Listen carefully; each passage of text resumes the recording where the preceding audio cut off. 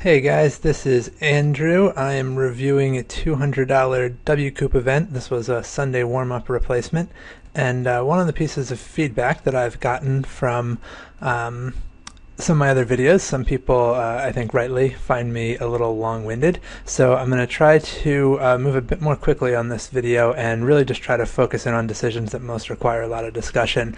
And if people have questions about why certain hands were played the way that they were, like this one for instance, I'm not really going to say a whole lot about it. I do think generally, the one thing that I think is interesting about this hand, so I've check called with middle pair and a gut shot on the flop, and now when I hit the gut shot on the turn, there's a lot of draws out there, so I don't really want to give people free cards. I don't think people are real likely to bet unless they have a straight with like 4 card straight on the board, 3 people in the pot.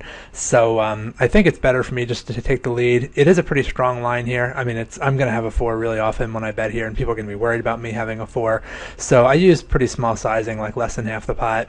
This is enough where no one's really getting the right odds to chase any sort of draw against me, and you can actually get action on this price. So generally, when your range is very strong, you should be betting small amounts.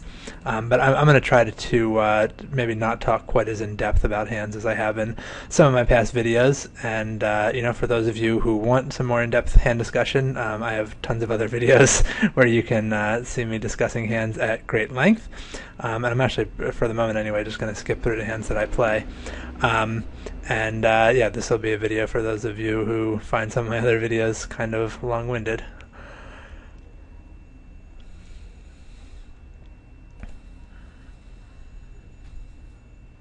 I did late register this tournament by about 40 minutes, which especially for a WCOOP is like no big deal. Sunday, this is a Sunday warm-up replacement. Sunday is a long day, so I think that if you don't just calling there at the big blind because I'm getting decent pot odds. I think it's pretty reasonable to let yourself have a reasonable schedule on a Sunday. So I didn't set an alarm clock. The tournament started at 8 a.m. My time, so I didn't set an alarm clock of any sort. I just sort of woke up, had breakfast, and started the tournament whenever I was ready to start the tournament. So here I've called a raise with King 6 suited on the big blind. I think getting 3.3 to 1 a suited king is going to be a pretty reasonable call. I flop a gut shot. My plan here would be most likely to check and call a bet. There's some pretty good implied odds here on a 4 because he's going to have a lot of ace-x in his range, I think. When he checks back, I think that betting the turn is still probably not a great idea because I don't think he's going to fold very many aces. And when he does bet now at this point, I think I just have to check and fold. My hope is that he's going to bet the flop, check back the turn, and then I can bluff like a river that's not a 4 or an ace. I can probably do that pretty profitably. If a 4 hits, as I said, I think I have pretty good implied odds. And I think a 5 turn is just I don't think I can bluff it very effectively. I don't think I want to call a bet at that point. So just let him have that one. In position, over 100 big blinds deep, I'm pretty happy to call a raise here. I think that this player is going to be giving up very often when he checks. I do have a gut shot. This would be a lot better if I also had a backdoor flush draw, but I think this is just not a bet that has to work very often, and I think this player here is very rarely going to have a hand that can go to the felt. So even if he check calls me on the flop, I'm going to be barreling him hard on the turn and river because I just don't think he's ever playing really strong hands that way, and I'm going to try to make his life very uncomfortable if he has an overpair if he check calls the flop. Really I'm just thinking if this guy's going to have a very hard time winning the pot, so I'm just risking half the pot, and I just need big pocket to fold at least 1/3 of the time, and that seems pretty reasonable to me. And that's one of the reasons why I am getting in the pot with hands like that. It's not entirely based off of the implied odds of flopping 2 pair or straight. You have to be ready to make some moves as well.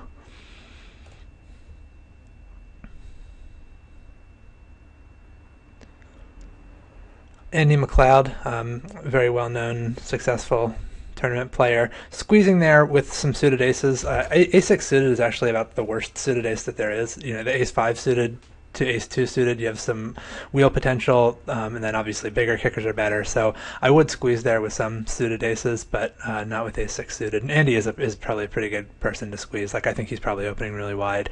Lonsdale is probably calling pretty wide.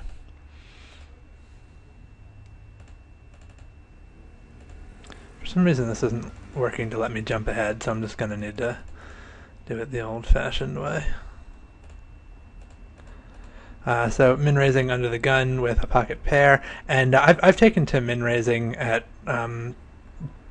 pretty much all positions, all stages of the tournament. I just find that getting to play more cards is getting to play more hands is pretty valuable to me, and so a strategy that involves me putting less money in the pot pre-flop means that I get to play more hands, and I think that that's, I'm reducing the amount of money that I win with my biggest hands when I have a min-raising strategy, but I'm also adding in more hands that I can play profitably, and my belief is that sort of more than offsets whatever I lose by not being able to make larger raises when I have pocket aces or something. So yeah, when I flop like an under pair on a pretty coordinated board, multi-way pot, that's just going to be a check and give up. I don't think there's even enough value to continuation bet with pocket threes there.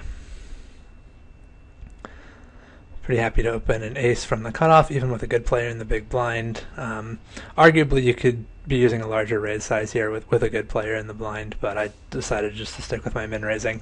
This is not a great board to continuation bet, and I chose not to bet it. I think it's possible that against the player in the big blind, you should really just be betting anything. I'm not generally a big fan of c-betting 100%, but when a guy just flats you out of the big blind getting such great odds, it might well be okay to just bet everything. You can see here I kind of tried to check it down. I ended up calling him on the river, which I think is probably not a good idea.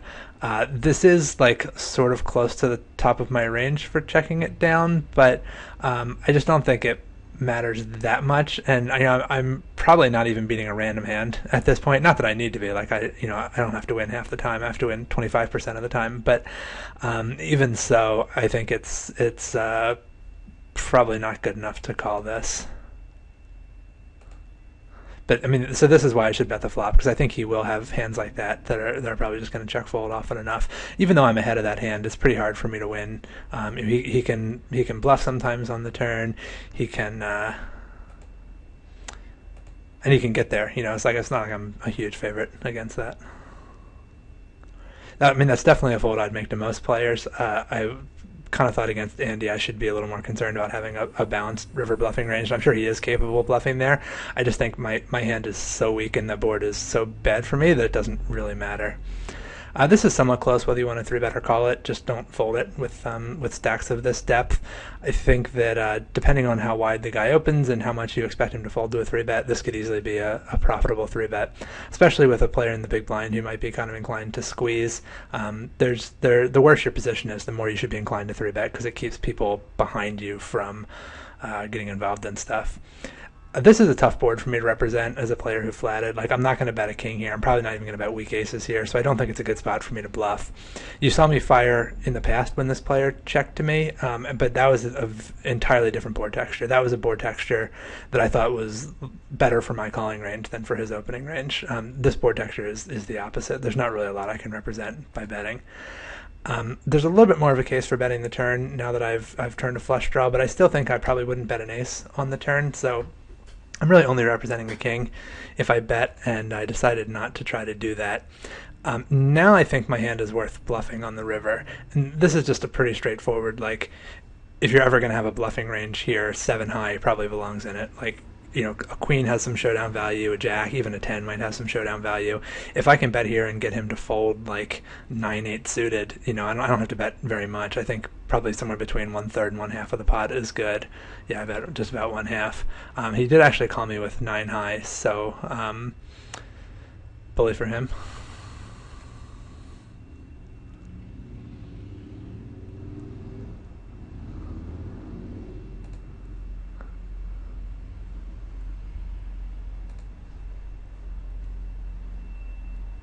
I apologize if there's a lot of background noise. Unfortunately, there's not really anything I can do about that. I think it shouldn't be too bad. This is another spot where maybe you ought to just bet everything. I decided instead to check back 9s and just fold. You might say, why would you, once you check the flop, like, aren't you kind of inducing a bluff? And the answer is yes, but there's still not much you can do about that, like, because you're also inducing a value bet from aces, which have you drawing pretty much dead, and a lot of his bluffs are going to have good equity. They're going to have overcards, they're going to have draws, he's going to be able to bluff draws on the river. Just nothing good happens when you call here. When I check the flop, I'm hoping that I can just check it down, and maybe I'll check like some ace X on this board as well. But I really think that just c betting 100% versus someone who calls out of the big blind is probably best, and that's generally how I play. I'm not 100% sure why I wasn't doing that today. I guess I thought I was going to be even more effective by trying to exploit people with like an exploitable checking back range, but I don't know. I kind of go back and forth on whether that's really a good idea or whether you should just. And I do want to make clear, when I talk about c-betting everything, I only mean when you're dealing with a player who called out of the big blind, because that player is just going to be so much wider. When you're dealing with someone who cold called a raise, I don't think that you necessarily should be c-betting 100%, or in many situations you shouldn't. This is another spot where I'm getting quite good odds on the river, but I don't think there's really any way I can justify calling. Having c-bet the flop, he calls. There are some gut shots that missed. There are some spade draws that missed, but a lot of his spade draws are going to have an ace or queen in them. So I think he probably can be value betting hands as bad as like king 10 here. Not that he's always going to be ahead, but I think he'll be in decent enough shape against my calling range to value bet like king 10. There's just way too much that I'm losing to.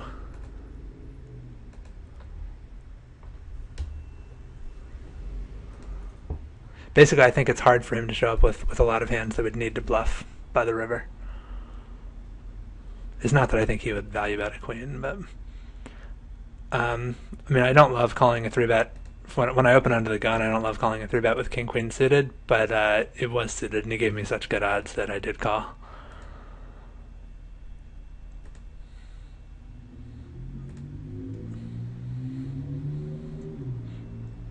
So I'm going to be defending this again. I don't love playing ace-8 offsuit against an early position raise, but getting very good odds, so I call, and I don't get a piece of the flop, and I fold.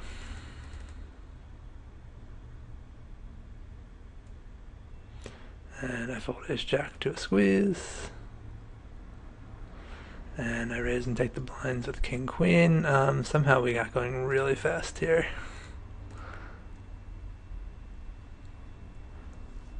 Alright, so we've got a small raise, button calls, and I have 6-4 suited on the big blind. I think this is kind of like too weak to squeeze even, so I'm just going to call, getting a pretty good price. I end up flopping trips. I still think we want to check to the pre-flop raiser here.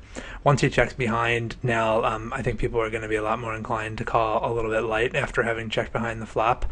That said, I think that Picasso is probably betting if he has anything, and I think that Lonsdale is probably not checking that many overpairs, so I kind of think if somebody did check an overpair, they're going to bet it at this point, and or if anyone has any sort of hand that could call a bet, they're probably going to bet it at this point, and I don't necessarily think people are going to be calling me with a lot of ace-x. I may get like one call from ace-king. I don't think I'm going to get two, so I can, if it checks through again, I can still try to get value on the river from ace-high, but I think this gives people room to make hands, and it gives people room to bet, and I don't think it actually cost me very much. So I jammed here for 55-12. Yeah, I think this is probably pretty good. I'm definitely not guaranteed to be ahead if I'm called, but I don't think there's really a better way for me to put money into the pot at this point. I think my only other option would be to call here, and then there's just so many rivers where it's going to look like I had a draw that got there if I just call this. I don't really want to make a smaller check raise than this. I don't think there's any hand I would really do that with. So I thought this might look most like I had a draw of some sort. And I can't really think of a better way of playing this after it goes bet call. I don't think there's really like a tricky way of trying to look weak. You can't really, I just can't look that weak after these people have done that. So I tried to do sort of the weakest looking thing that I could think, and it worked on him. He decided that the pocket nines were good. So in some sense I was off on my read that he would have bet on the flop. I think he probably should have, but nonetheless, as I said, like, I felt safe checking the turn because I thought even if someone did check a hand that would be good enough to call a turn bet, I also thought they'd put money in on the turn regardless. So it's not like I needed to bet the turn in order to get somebody to put the money in there with pocket nines. I don't think I mean, so you could make a case for check calling this, but I really want to see that a lot in the circumstance. And I also think that this is not a spot where you have to check in order to induce a bluff. Like, this is a board where your opponent is going to have a lot of hands. This is really a very strong hand here. Arguably, this is a better hand than Ace Jack because it's a little more resilient. If I am behind right now, I have some outs versus Ace Jack is drawing a lot slimmer if it's behind. So it's actually going to stand up better to a raise than a hand like Ace Jack would. So although I would also bet Ace Jack, I think this is a pretty good hand to bet because it is a hand that can stand up nicely to a raise. It can get called by a lot of second best hands. Yeah, I just think you want to start off here by betting. I'm not going to really do a lot of check calling out of position. I try to avoid that when I can. Whoops.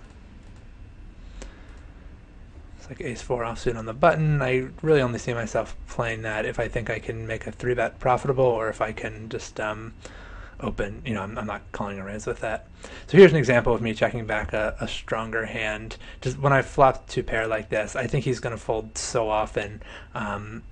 And like the ace on the board is going to be pretty threatening to him. It's just, and I have a nut flush blocker. It's just really hard for him to have anything on this board. I have this board really crushed. So I decided this would be an okay time to check back.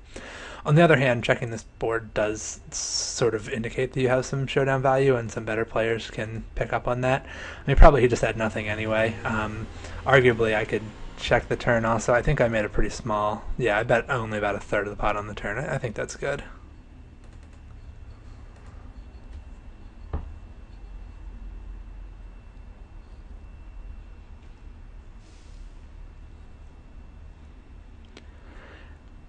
Now you might say, oh, what a nightmare scenario. This is why I don't like min raising. Look, I got called in 3 different spots. It's really not that big of a deal. I mean, yeah, you'll win the pot a little bit less often. When you do win the pot, it'll be bigger. And I mean, you can still. I'm not going to see bet that much, but this is still a pretty good spot to see bet. This is not an easy board to hit. If anyone has anything, they probably just have a pair, and I'm going to have 2 overcards to it. So it's fine. It's not that big of a deal to get called in a bunch of places. You just have to get comfortable playing multi-way pots. Like, I think sometimes people just don't like certain things because it puts them in uncomfortable situations, and I think it's much better, rather than trying to avoid those situations, to just get more comfortable in those situations. Like, work on them a little bit, study them, and they end up creating opportunities for you. If everyone else is uncomfortable playing multi-way pots and you aren't, that's an advantage that you're going to have. I mean, yeah, it's hard to play multi-way pots, but it's hard for everybody. And because poker's a zero-sum game, whoever does it, you don't have to do it well. Like, you can. It's okay to lose some multi-way pots. You just have to do it better than everyone else, and then you're making money. This is like actually a slightly dicey call. I definitely wouldn't do it if I weren't on my button. I'd rather do it against a weaker player than Andy. I do know that Andy opens a lot, so I mean, I'm going to be looking for opportunities to play back at him after the flop, but I'm still not sure this is a profitable call. I guess with antes out there, it's really not costing me that much. So when he checks this flop, I think my hand is too vulnerable to check behind. I'm just going to bet, and I would probably bet like a third of the pot here with my entire range when he checks to me. He's just going to be checking and giving up, I think, pretty often. And when he doesn't, it's hard for me not to have equity with almost any hand. I actually still think there's a chance that I have the best hand. I decided to bet about half the pot. This is sort of a merged bet in the sense that it's consistent with my having a flush. I shouldn't say I think I have the best hand. There's still a chance that I have the best hand, but I don't expect to get called by worse. I'm basically just turning my hand into a bluff at this point, even though it does have some showdown value. But it's very vulnerable to the next card. I can represent clubs a lot better than he can. I'm not really risking very much relative to the pot. And if I check back, I basically give up on the pot. Even if I do have the best hand, I think he's going to bluff the river, and it's going to be hard for me to win it. So even though I bet the flop sort of as a protection bet, I'm now turning my hand into a bluff on the river. And because the flop bet was so small, I don't think his call really represented that much strength. So I felt like I could still go for it. I don't really like this call that much. I think my position is just too bad here. I have had pretty good success playing in position against this player, but it's just hard to put in 500 chips with so many people left to act behind you and with no chance of winning the pot immediately. I mean, it's one thing to raise king queen offsuit from early position, and then you have some chance of everyone folds, but I'm like guaranteed to play post flop. Other people can come in behind me, other people can squeeze. I just don't think this is really that good of a call. My hand is like probably good enough to raise and get it in. Not that I'm eager to do that in a $200 WCOOP. I'd like to play a somewhat smaller pot if I think it's close, and it's pretty hard for me to represent. I mean, I guess I could have jacks or tens or jack 10 suited here. I just think like flatting here. I wouldn't necessarily raise the flop with those hands anyway, though. I just think flatting here is more consistent with how I'm going to play a lot of other hands in my range. Now that he checks to me, I think I can get away with betting a very small amount. If I actually had jacks or tens, I could bet a very small amount because I'd have the board locked down. And I wouldn't. There's just not any hand that I really need to bet a large amount with. The effective stacks are pretty shallow, so I think like a third of the pot here is probably pretty good. He checks and calls that. I don't really think I'm going to be able to bluff him out on the river. Well, I don't know. So I should take that back, actually. This might be a profitable shove. He can probably have ace-king or ace-queen, especially considering just like a small check call on the river. And if you think about my range, what really, what can I have other than, I think this is like the very bottom of my range. The one unfortunate thing about it is that it does block some of the hands that I think he'll fold, like ace-king and ace-queen. But I don't know. He may fold ace 10. I think actually there's a reasonable chance he will. So, like my range is pretty strong. Having for calling a flop bet. So I called an early position raise. I called a flop bet in a multi-way pot with someone still to act behind me. I'm going to have a lot of jacks and tens in my range. I'm going to have 9-8 in my range, which gets there on the river. Maybe I could have ace-king or ace-queen, but king-queen is still an even weaker hand than those are. Like if I have ace-king, I'm going to be more inclined to check it because maybe sometimes I win at showdown against ace-queen or king-queen. I think that this is probably the best bluffing candidate that I have. I don't think I'm ever going to have a hand weaker than this in this spot, and so I probably ought to bluff with it, and maybe I did. Yeah, nice. So, I mean, that's an important thing to think about. I think sometimes people just focus on, like, whether or not they feel that this guy is going to call. And, I mean, if you really play a lot of tournaments, like, the big dog seems to have, be pretty locked in on how a lot of weaker players play. And, like, maybe he really does have a strong feel on this. But I think a lot of people, like, the sense I get from the forums, a lot of people have this idea that, like, that's the only way to solve this problem is just like to try to look at a HUD stat or to try to get a feel on whether or not the guy is going to call. And I think most people, I don't feel like I have a real strong sense of that feel, and I imagine a lot of you don't either. And I think you'd probably be better off not trying to trust so much to like feel and intuition and understand the underlying math a bit more, which is that, and this is something I talk about a lot more in my bluffing series, so I'll try to be brief here. But you're supposed to bluff. You're supposed to have bluffing hands, and so you always need to think about your own range as well, not just what do I feel like my opponent is going to do, because I don't know. Like I don't have a real clear idea of what this guy has. I think he probably only has one pair. What he's going to do with it, I don't know. Like how good of a pair is he going to call with? I don't know. Is he going to call me with ace 10? Is he going to call with ace jack? I don't know. And because I don't know, I'm going to have a bluffing range. And that bluffing range is going to include the weakest hands that I could get to showdown with, and that means king, queen. So you really need to be asking yourself, or you kind of need to be alert for whether you have a hand that ought to be in your bluffing range. And I get the sense that's not something that a lot of people, a lot of TPE members really think about right now. And I'd encourage you to watch my series on bluffing and to think some more about that. I did end up just flatting queens here. I flat so much out of the big blind that I do try to flat some big hands sometimes when I think it's somewhat close, the value of flatting versus 3-betting. It's possible that this player was on the nittier side. Not that I think queens is not going to be a favorite, but it can be a little tough to play if you 3-bet and just get called. He did open for a 3x raise, so obviously 3-betting should be the default, but I think this is an okay spot to flat it. Once he checks back, I feel pretty good about my hand. I think I want to value bet it twice. don't think I want to use real large sizing, probably somewhere between like half and 75% of pot. I think checking the turn is a mistake. I think he's going to have a lot of like jack X and pocket pairs that may well be willing to call two barrels if I give him the chance. So I guess I'm just going for check call here, and I suppose it worked out well in this case that he played this hand sort of strangely. I don't know why he didn't just bet the flop. I mean, against this exact hand, obviously my line is better, but this doesn't seem like the best player in the world to be trying to induce bluffs from.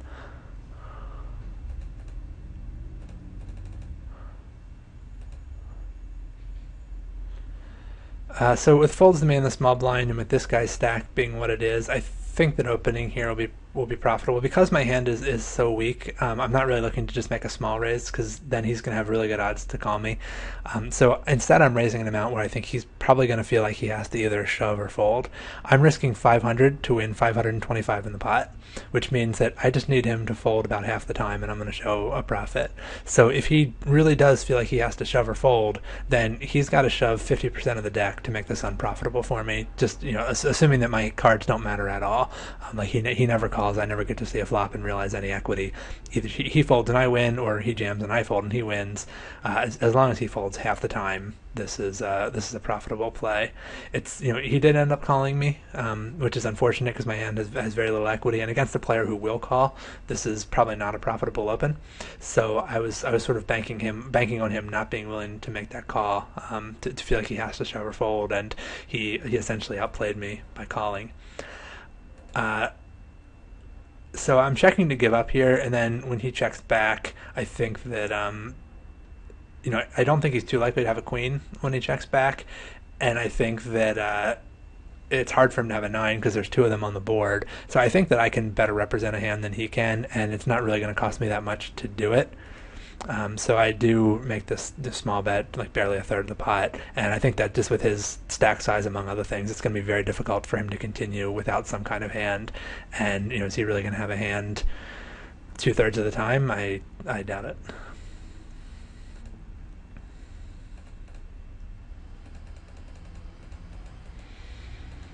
Pretty easy overcall there with 10-9 offsuit, I think. Yeah, I've got a gut shot, but it's not even a clean out. Like the queen of clubs isn't necessarily any queen. Is not to the nuts. He's betting into three people. He's a relatively early position raise. I don't think I can really do anything, even though I did flop a gut shot, and that's fine. To be pretty selective about the flops you consider on when you're getting that you continue on when you're getting such a good price pre-flop. 3-bet sizing here. I'm looking to force him to put in about 10% of the effective stacks. I think that's an amount that makes it kind of hard for him to flat call here, and I very rarely want him to call. In this case, obviously I have a strong hand, so I would like him to 4-bet. But there are also a lot of cases where I'm 3-betting here as a bluff, and I would like him to fold. Either way, I mostly just want to make it difficult for him to call. Calling is almost calling is like the worst outcome for me when I have ace king. I'd rather he 4-bet and I'd rather he fold. Both of those things I think are better for me than having him call. And it's a pretty bad outcome for me when I have a bluff. I mean, it is better than 4-betting, but not by a lot. So as it turns out, sort of anticlimactic, we have the same hand. But that's sort of the thinking on my 3-bet sizing there. It's not specific to my having ace king. It's just how I'm going to size my 3-betting range in general there.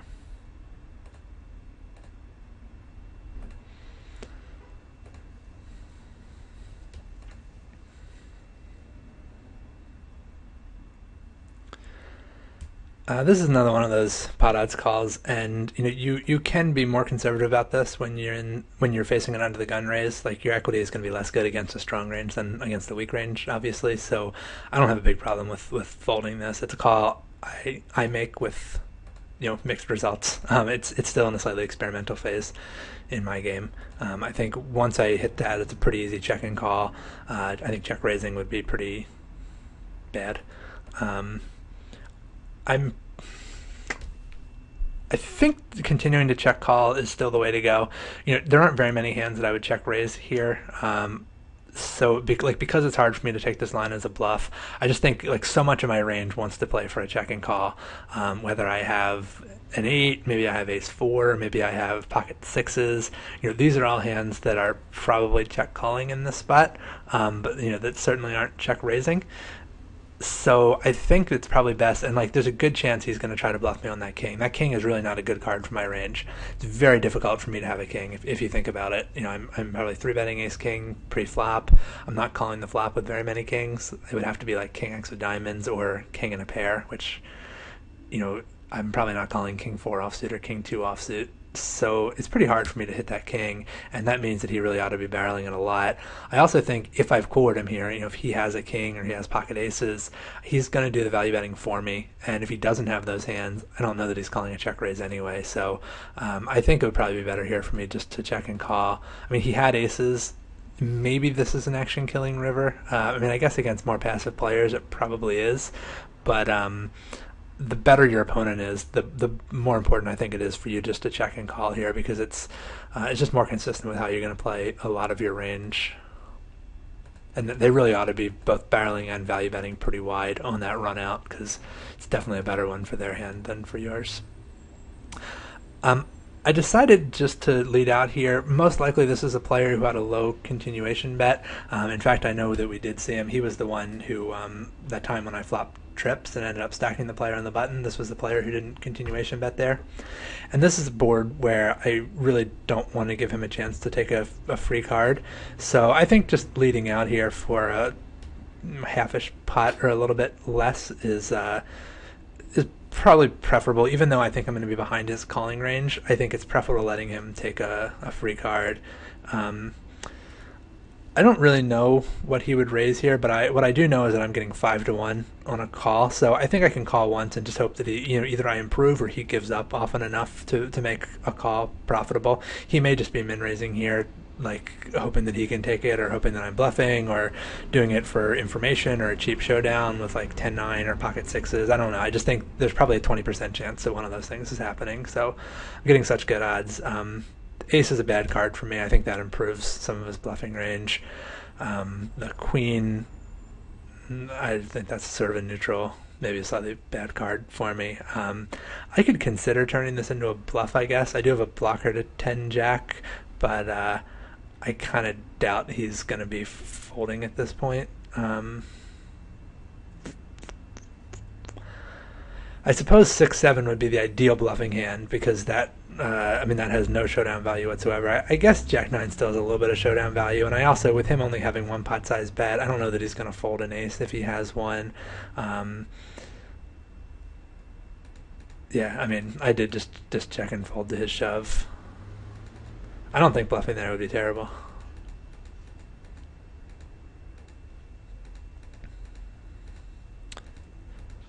Got a pair, but it's pretty worthless. He played Queen Jack, sort of weird.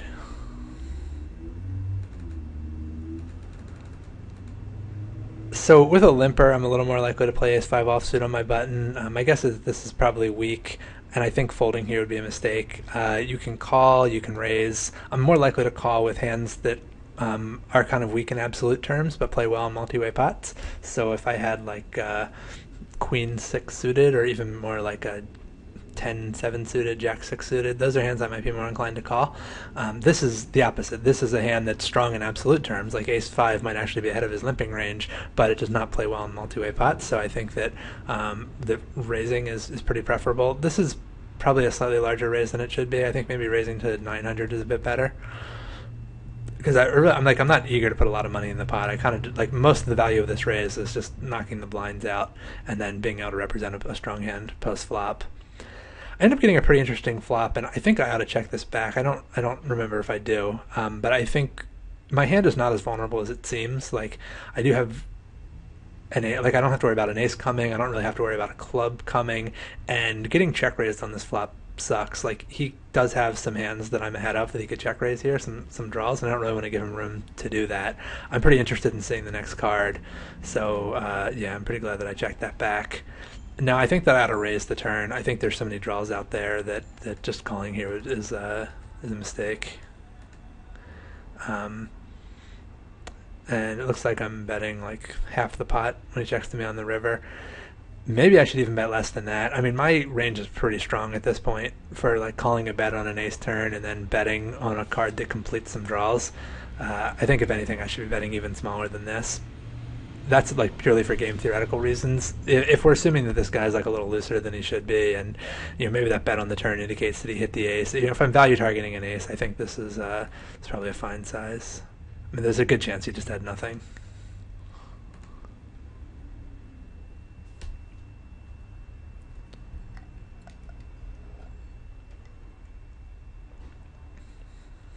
And that should definitely be a continuation bet.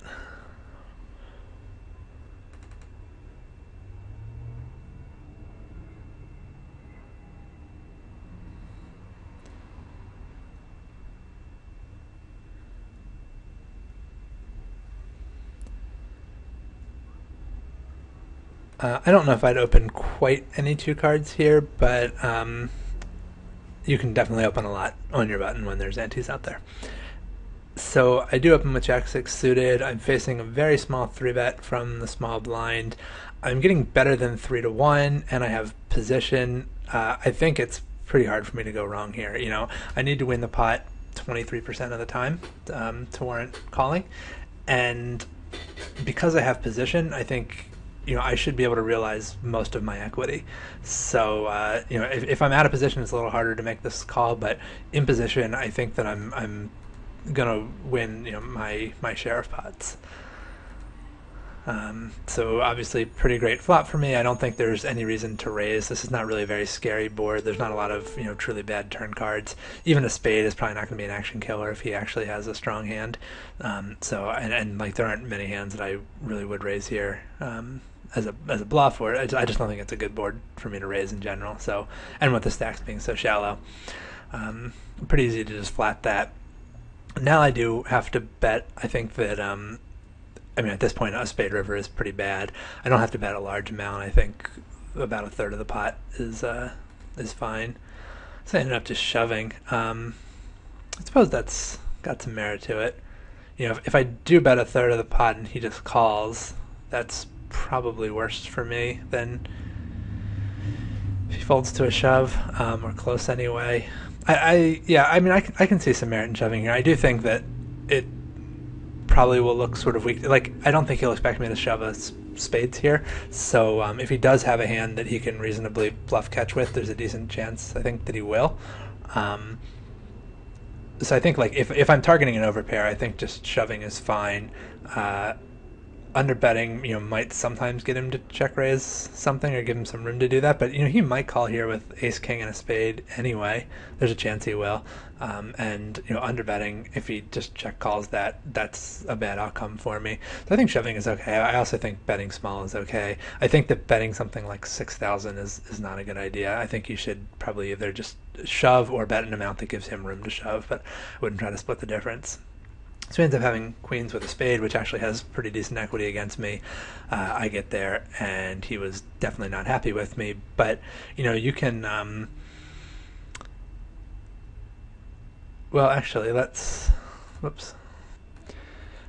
So this is what I meant to be pulling up. If I know that he has an overpair, I have to fold. My equity is very bad against an overpair. The thing is, if we put him on a slightly wider range, and he's just 3-betting small blind versus button. It's not like he has to have a hand as strong as queens. So let's just give him, still I think a pretty strong range. Let's say that he does it like this. I'll even give him ace jack offsuit because that's going to hurt my equity a bit more to have that in there.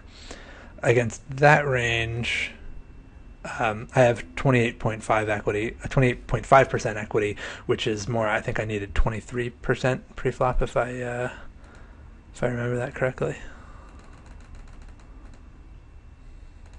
Yeah, I needed 23%, and I have 28%, and I also have position. So I think that I'm going to be able to realize.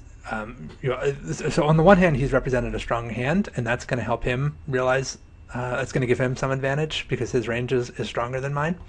But position is going to give me some advantage. And as you can see, like I do have some in this case, it was implied odds attached to hitting a made hand, but there are probably also some scenarios where, maybe the board is like ace XX with two diamonds and I end up bluffing him out, or maybe the board is ace jack X and I end up. I just think that there's enough scenarios where I'm going to be able to outplay him. It doesn't have to happen very often, because I'm getting like decent odds even against a pretty strong range.